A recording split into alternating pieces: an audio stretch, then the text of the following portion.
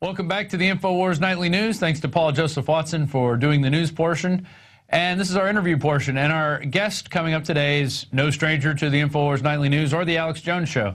In fact, on Monday, he was on Alex's show talking about the Cyprus haircut, which he's going to have lots of stuff to say about that, I'm sure. And you can find a whole host of information at the Trends Journal. And it's TrendsJournal.com, TrendsJournal.com. And I turn now to writer and head CEO and basically a jack of all trades, Gerald Celente. How's it going today, sir? Hello. Thanks for having me. Oh, always a pleasure to have you on here. So I told you a couple days ago I wanted to get you on to talk about Cyprus and the fallout.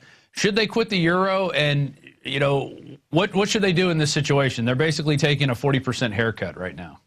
Well, let's take that word that you just used. So I'm surprised that a guy like you's been brainwashed to use a word like haircut. Why, I just got a haircut the other day.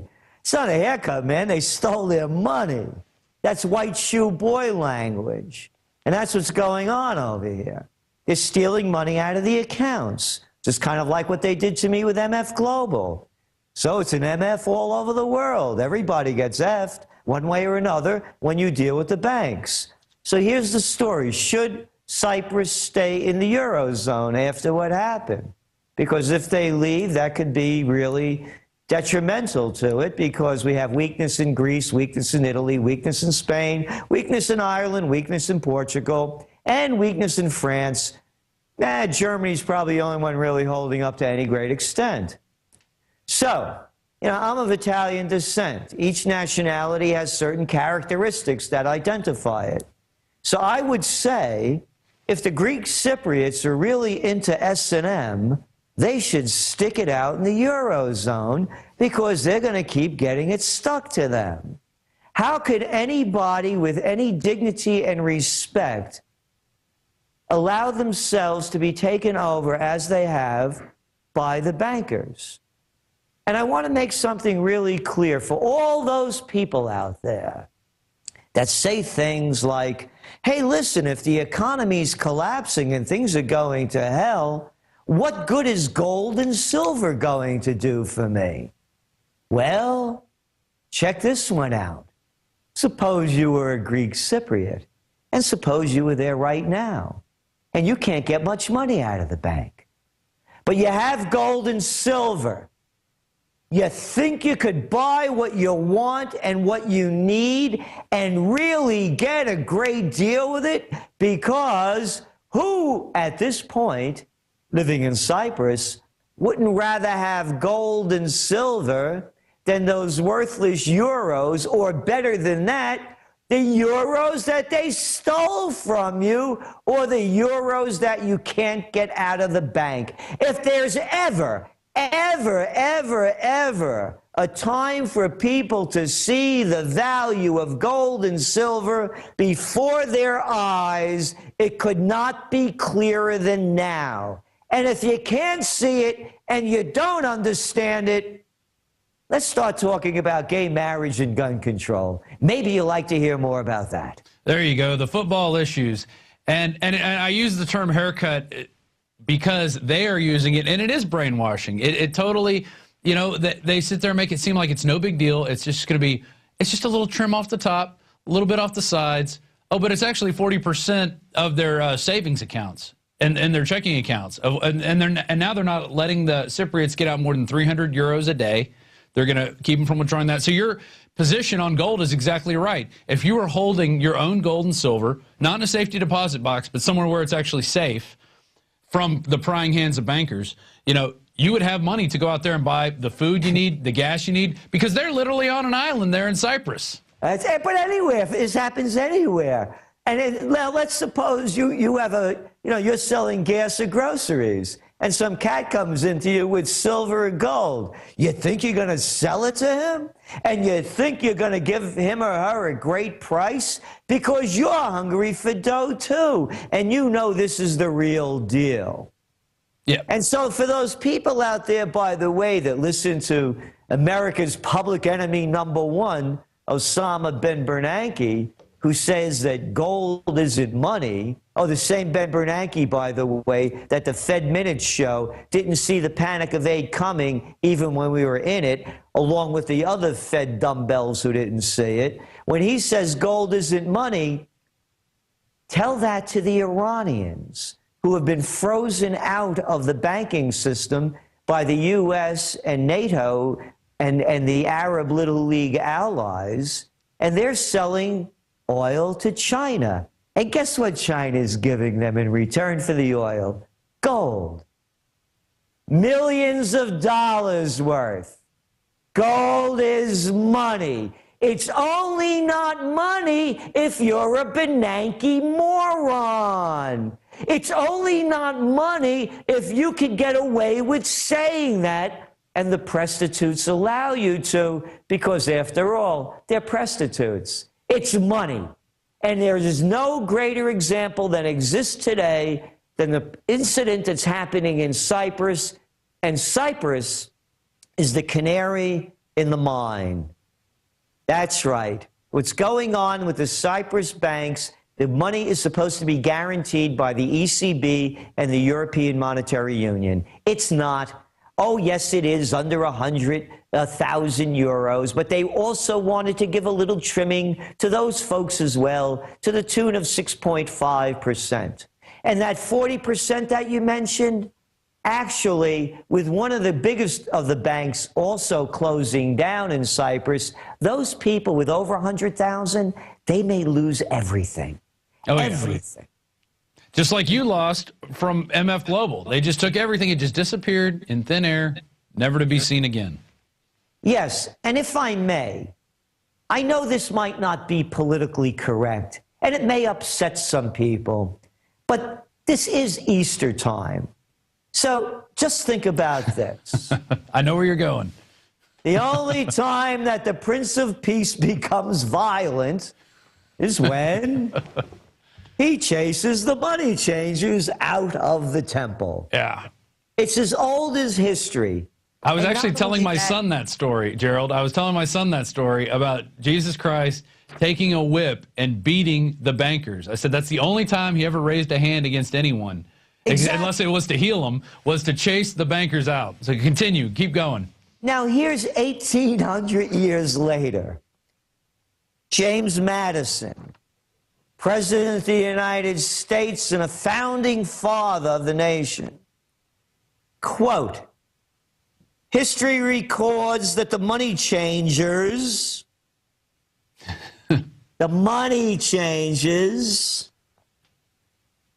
have used every form of abuse, intrigue, deceit, and violent means possible to maintain their control over governments by controlling money and its issuance.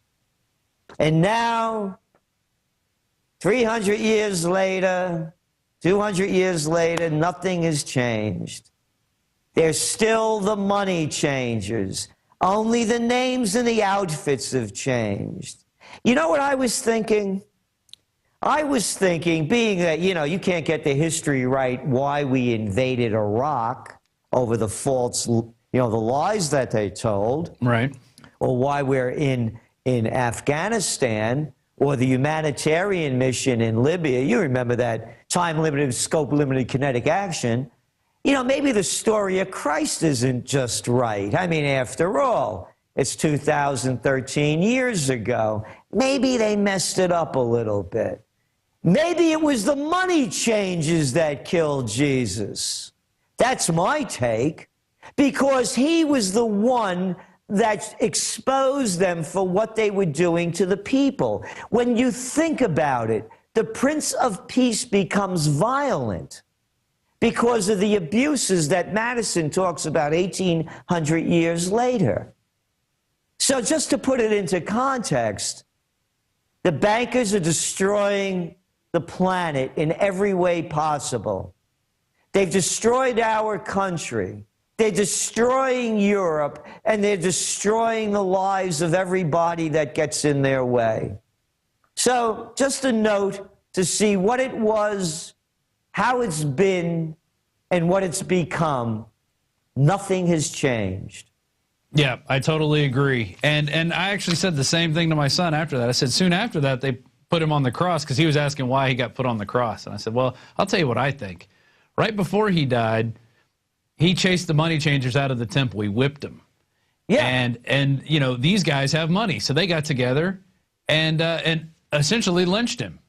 You know, this was a public lynching for somebody that they didn't like talking. They didn't like him spreading this type of gospel around against the bankers and money changers. Yeah, so here we are in a holiday, you know, that's holy for the Jewish people and the Christians. You know, you better put your heads together on this one and get it straight. Yeah.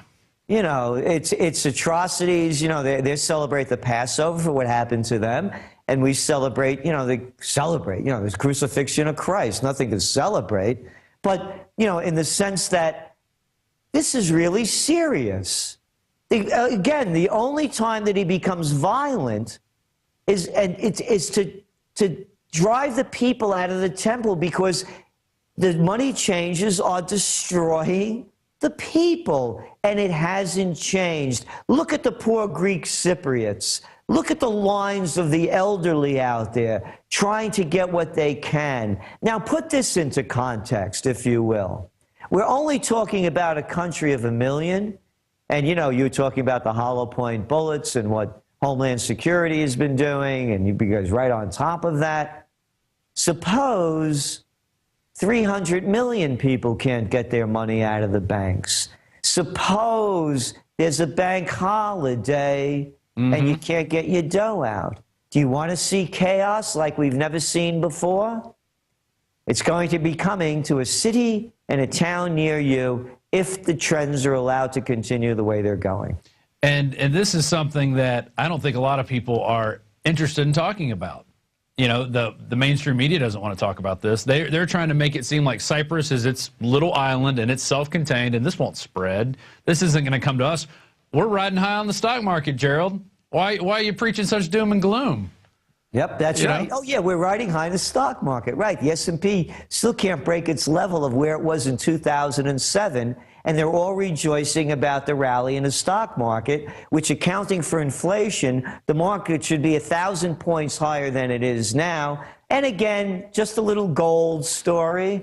What was gold when the stock market hit its height in around 2007? It was like $200 and something dollars? 700 and something, yeah. Okay. What's it worth now? Well, about 1,600, yeah. Hey, isn't that a little better than the market's doing? Oh, and you remember that wonderful NASDAQ. Yeah, the dot-com boom back there in 2000. What was it at, about 5,000 when it crashed? And what is it now 13 years later?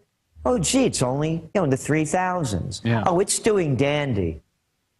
Yeah, what they do is they move the bar backwards, and then when you get almost to where you were 10 years later, they go, look how great we're doing.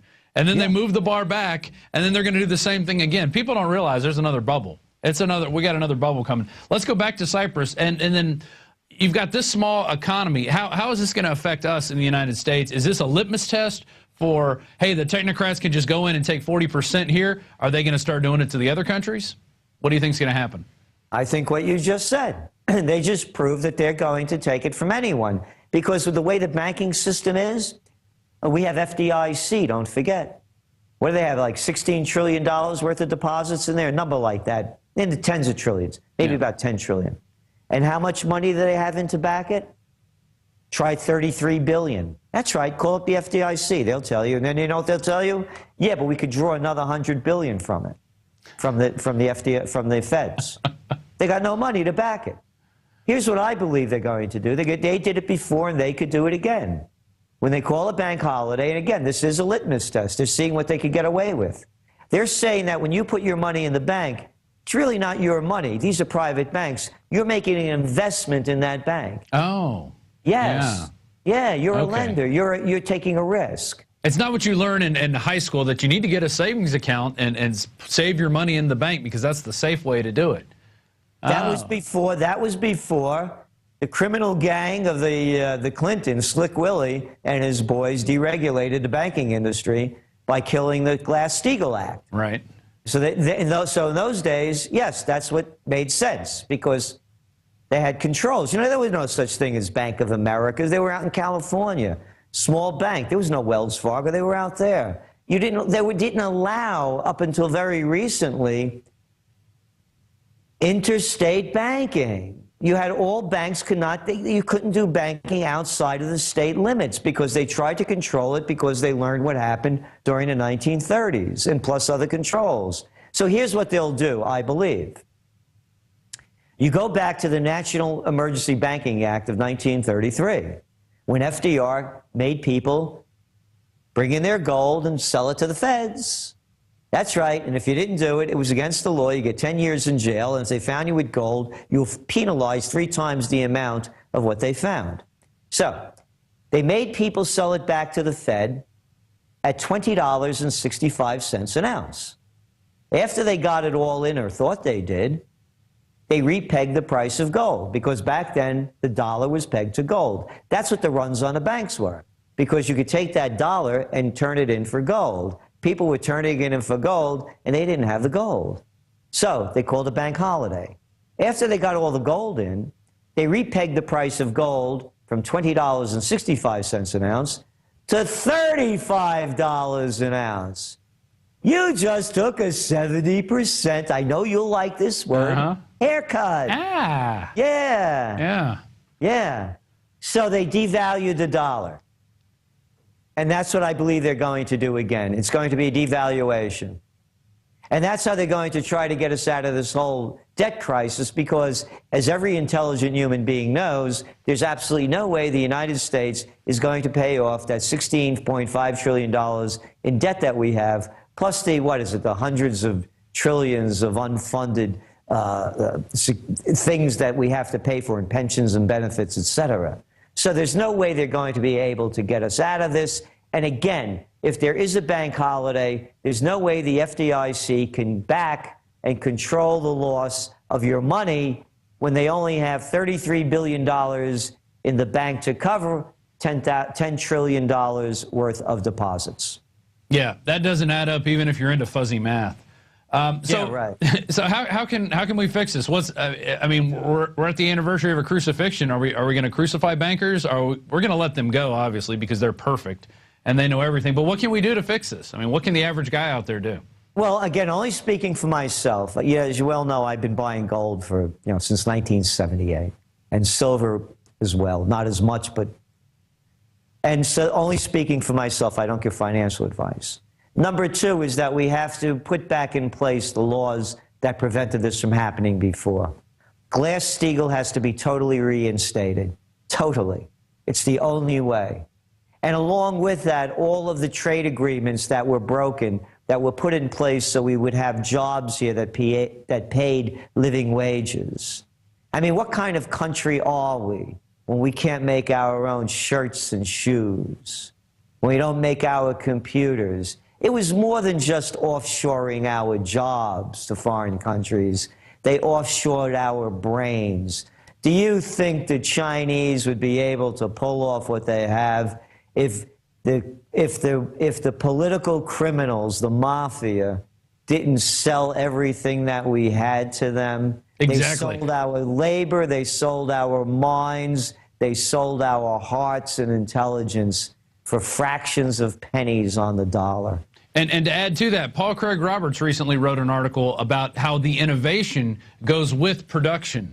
So our futures are gone too. How they say, oh, well, we're going to innovate here and then put it into China and have them produce the goods. No, the innovation's going to China. So that's the future that they said we're going to have. And then everything else is getting replaced by robots. They said we're going to have robot journalists. We're going to have robot service people now. Everything's going to be robots. So what are we going to be doing? We're going to be left around being useless. Well, again, we become a service sector society. Think of the word service.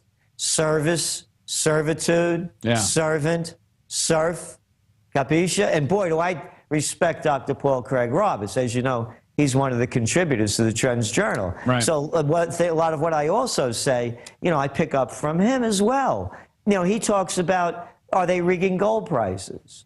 And one thing he brought up that I didn't think about, I know that they rigged the LIBOR rates. I mean, what was that, $700 trillion worth of rigging? Right. And then he made the point, Yeah, and they're rigging the bond market right in front of our eyes. Nobody's talking about that. The Fed is rigging the bond market. They're buying $85 billion worth of bonds and securities each month. They're rigging the markets. And that money's coming out of thin air. That money comes out of thin air, too. Yeah. It's a total scam.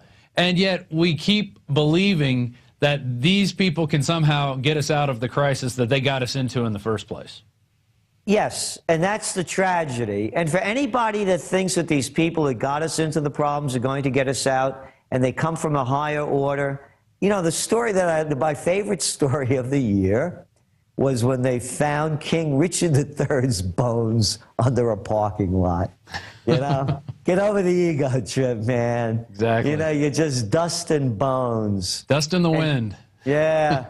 And so stop looking up to these clowns and start rising up and finding the greatness within yourself, everyone, so that we could change this future, because it can be changed. If we keep following the sociopaths and psychopaths, well, you know that path. It's the path of ruin. Hey, let's start another war. Korea looks really great. Lost the first Korean War. Why not lose the second one? But this time, let's turn a lot of people into glass in the meantime. Yeah, I'm actually scared. On the Drudge Report this morning, he's targeting Austin, Texas. Oh, yeah. You know, well, I mean, no, Alex is there, you know. Oh, I think he's probably heard a few things Alex said about him, Kim Jong-un, and he's taken personal offense, and all weapons, open fire, you know. I mean, yeah, I mean, this is nonsense. I mean, really. I mean, what is North Korea? They have a couple of bombs. They'll turn to nothing. They got some bicycles.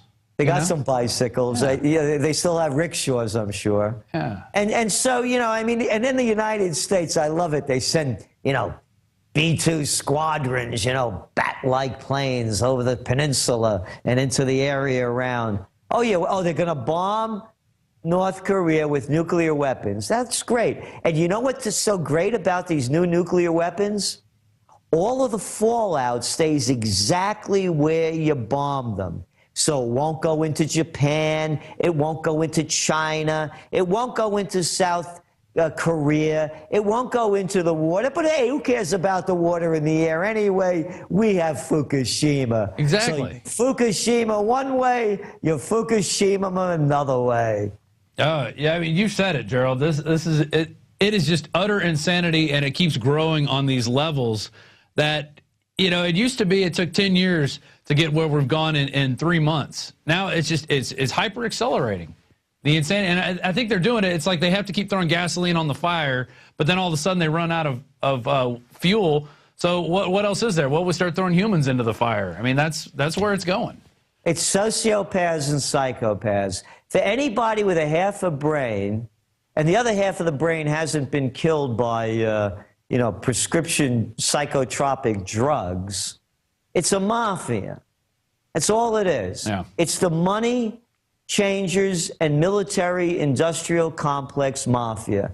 Again, from Jesus Christ to James Madison about the money changers, and Dwight D. Eisenhower warned us of the military-industrial complex. 5-star general, supreme commander of the Allied forces, 2-term Republican president, no wars under his rule. He stopped the Korean War, and he tells people the military-industrial complex is robbing the genius of the scientists, the sweat of the laborers, and the future of the children. So if you don't believe him, you know, knock yourself out. You don't want to believe Christ or Madison, that's okay. But the money changers and the mafia, the money changers and the military-industrial complex are the mafia. All the politicians are the wise guys, the front men. They make everything look legit, you know? Yeah, exactly. And then you have the goon squads, which are the soldiers, to keep everybody in order. Yeah, they're there to serve and protect the wise guys and the dons, the capo di capos. That's all it is. It's the mafia. This isn't a democracy. It's just on a larger scale than just, you know, in one city or in one, you know, area of states. This is an entire country, and it's growing throughout the world. All these things are interconnected. Gerald, anything else you want to cover? Well, we got a couple more minutes left with you. I think that's about it, but also that, again, that the message of Cyprus is one that tells a lot of tales. And the tale is, you know, heads I win, tails you lose if you have paper and I have gold or silver. And it should be the message for everyone. This is why you buy gold and silver. You don't buy it to speculate. You have it there because of its intrinsic value that has existed since the time of not the written word, but the drawn word on caves. So the story, again, of Cyprus has to be the most important, along with the other part of the story. If you don't have your money, you don't own it. As you mentioned, I lost my money with MF Global. It was in a segregated account. You lose your money from FDIC or possibly FDIC, or if you're in the Eurozone. So why would anybody in France, in Italy, in Greece or in Spain or in Ireland or Germany keep their money in the banks when they know that they broke the law that they wrote and can now confiscate your money? Yeah, and to this date, nothing's happened to Corzine. Oh, he's better than the rest of us. Yeah. You know the word. It's justice. Just us. That's right. Not them. No, it's incredible. It's incredible. And you know what else is incredible? That they've put the money changers on these pedestals, that we have to bail them out every time that they make bad bets. They're too big to fail, Gerald. These guys are too, you know, if they fail, then the whole system that they talk about fails. That's right. Didn't Eric Holder say that, our Attorney General? Yeah. Words to those effect, or is it Eric Himmler Holder? I keep getting them mixed up. They sound so much alike. We call him Eric Gun Running Holder. Ah, yes, yeah. That's one of his monikers as well. Well, so tell people how they can get the Trends Journal and what's coming up in the new issue. Well, the new issue is really one that everyone, I believe, is going to need to read if they want to help change the future as well as prepare for it. And the Trends Journal, by the way, we make available to everyone. We have a discount request page there. Just fill it out, simple information, because we want to help people prepare for what's going to happen. And most importantly, for people to see the opportunities that are ahead so that they don't have to go down with the ship and take the path to prosperity. And it's all there in the Trends Journal. I could say with every ounce of truth within myself, you will not find a publication like it in the world. It's history before it happens. If you want to see history before it happens, you want the Trends Journal. And you've been predicting, making trend predictions, doing this. I mean, you didn't just start this last year in your mom's basement. You've been doing this for a while. Yeah, over 30 years, yeah. Exactly. And, you know, I read it. I get it. When you guys send it out, we're on your mailing list. And let me tell you, I learn a lot from it. It's just... And it's great, you know, you have Paul Craig Roberts, you have other great writers on there that it's not just you, you're getting the cream of the crop who the mainstream media don't want to touch, essentially, because these people are pulling the curtain back going, look, this is what's behind the curtain. Look at it. You know, and the mainstream media doesn't want to do that. Yes, no, of course, they're the prostitutes. And by the way, you said one thing I disagree with Dr. Paul Craig Roberts is that he said the reporters are going to be like robots. They are already. There you go.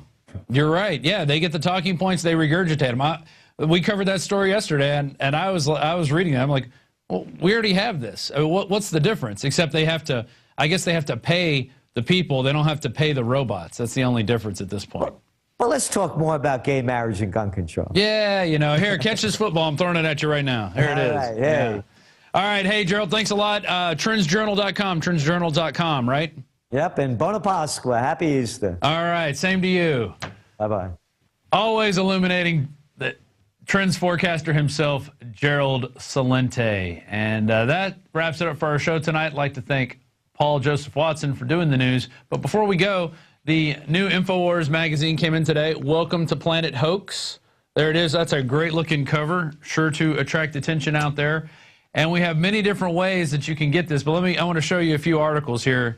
Here it is, Welcome to Planet Hoax. Here's Alex's article, 10 Giant Media and Government Hoaxes. Included in there is the one that I went off on the other night. Osama bin Laden was killed in 2011.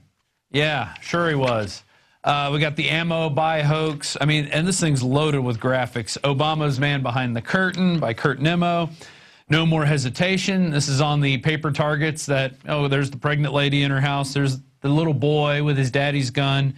There's the young mom with her daughter. There's the old lady in her house, in her kitchen. All of these are terrorists. All right, we got to be trained for no more hesitation to shoot them. The boy who stopped the murder plot with a gun, and the national media ignored the story. Now look at this. Look at this one right here. Comrades, turn in your weapons. Here's a poster from 1918. Look at what these people are giving back. Look what they're handing in. They're giving to their commissar, their local officer. They're handing in their guns. They're even handing in their swords. Okay? And up here it says, comrades, turn in your weapons.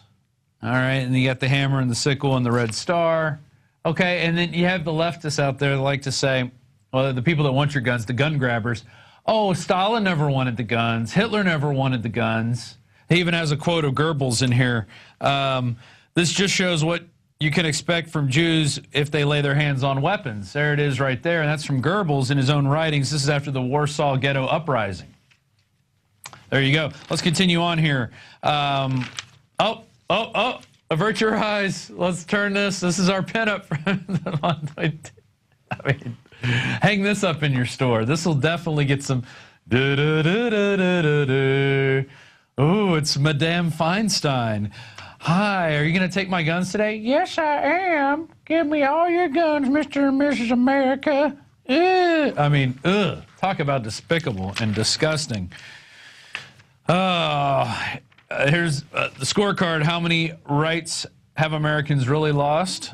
There it is. That's from Washington's blog. I mean, great stuff. And then, you know, as Gerald was talking about, throughout the interview today, gold and silver. We have a great special from Midas Resources, 2 silver dollars at cost for $72. Plus you get the American Dream film, plus the Obama deception, plus the book, Dishonest Money. So even if you have these, you can pass them out and educate some people. Because, you know, American Dream's a little over 30 minutes long, a lot of great information, and it kind of gives you, it's a great primer to like slap you over the head and say, hey, look, here's the Federal Reserve.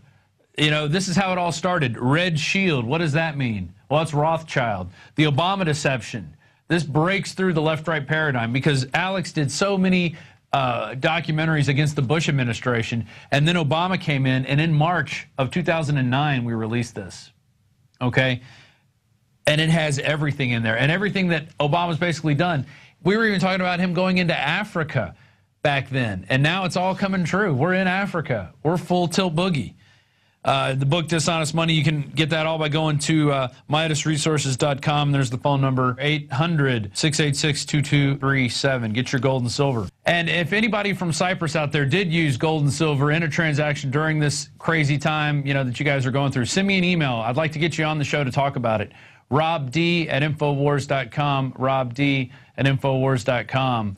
If you know somebody out there who's been, or if you yourself have been in you know, a time where if you're in a different country and they suddenly cut off the money supply or something, and you're able to use gold and silver, let's share those stories. Let's, you know, I have silver. I don't have gold. I'm not heavy in the pockets like that, and I didn't get in early enough when gold was inexpensive. But I was getting into silver. I've been getting into silver, and silver's a great way to go. Especially if you don't have a lot of money, you only have, you know, maybe $50 a week to put aside. Get you some silver. It's a great tool to have, and you never know if you're going to need it. And it's better to have it, and even if they tank the dollar for some reason, well, at least you have some reserves in silver that you can cash in for anything like that. One more thing, if you're watching this on YouTube, please go to prisonplanet.tv and sign up for a membership. It's $5.95 a month. We have a 15-day free trial. You've got the Alex Jones radio show, you have the nightly news, you have special reports, all the movies. We even have some films that we didn't produce ourselves, but we do carry at the InfoWars store. We have United We Fall, which is from Dan Dix of Press for Truth, and Don't Tread on Me. It's about the Tea Party movement. So, you know, a lot of stuff there on prisonplanet.tv. It is the way we fund the lights, we fund the cameras, the suit. Actually, Jones told me to go out and buy a new jacket, so I went out and got this jacket, which I've been wearing for the last few months, along with the other stuff. And, you know, we definitely appreciate your support out there. We're trying to get the truth out. We're trying to bring you the people out there like Gerald Celente, like Paul Craig Roberts, the other great thinkers that we've had, Mike Adams. Getting all these people in here takes time. It does take money, and we appreciate your support for joining us at PrisonPlanet.tv. Plus, you get the InfoWars Nightly News when it comes out at 7 p.m. Central every night, because it comes out on YouTube the next day. We have our YouTube guy out in Oregon who does that for us. And say a little hi to Dave out there. Anyway, that's it for the InfoWars Nightly News. I'm Rob Dew. Thanks to Paul Watson for doing the news, and we will see you next week.